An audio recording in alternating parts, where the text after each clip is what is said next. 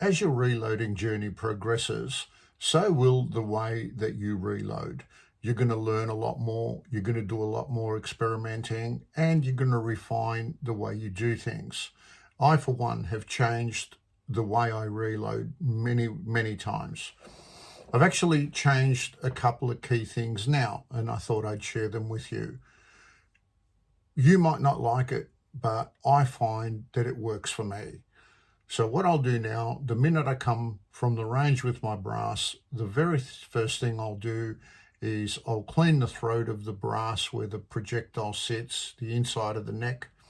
I will lube it, lube the case, run it straight through my resizing press. Once I do that, I'll run my mandrel through it, and only then will I throw it in my stainless pin tumbler. I don't do the corn cob at all anymore. I've found it to be a waste of time, and my process in cleaning in the stainless steel pins now is so good that I have zero residue inside the brass. Nothing at all. It's spotless. You'll see it coming up shortly.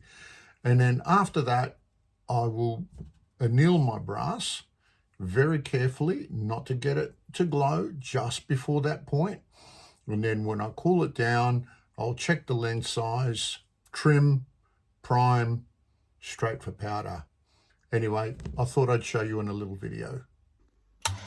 The first thing I like to do is grab my brass before I do anything and clean the inside of that so I don't get gunk inside of my resizing die. Now my favourite is the ballistic case wax, and what I do is I put some wax on the Q-tip first, and then what I do is I wipe it on the inside of the neck. So when I fill this with wax, usually it's about 3 brass, and then I re-add it. That's just for the inside. Now once I finish them all, I put my fingers in the wax and I'll rub it throughout the whole body because I only use full-size dies, and then I make sure that I get this neck part. Next step is I pop it straight into my press with my resizing die and I'll resize it. Then over here to my Lee AP machine, which I've set up with my 30 cal mandrel, and I'll pop this in and obviously run them through the tube, and I'll mandrel the brass to make sure it's got that perfect sizing inside. And just a squirt of your mild dishwashing liquid. And when I say a squirt, a little squirt. So let's put it there. More than enough. That's all you need. And we will not be adding any more of this soap every time we rinse the brass.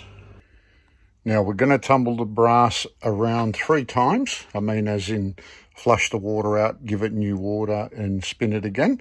So the first time will be, I'll put it on 60, but I'll make sure it runs at least between 20 to 30 minutes. I'll gauge it by the colour of the water as to when I stop.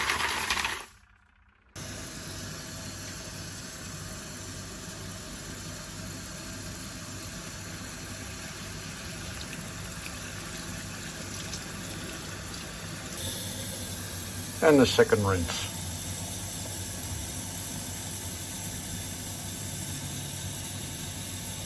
And I stop. And our third and last rinse. Now I'm pretty sure that that speaks for itself. Now this brass has been fired over 12 times and it's still immaculate. But let me show you something that's even more impressive. Look at the inside of that brass.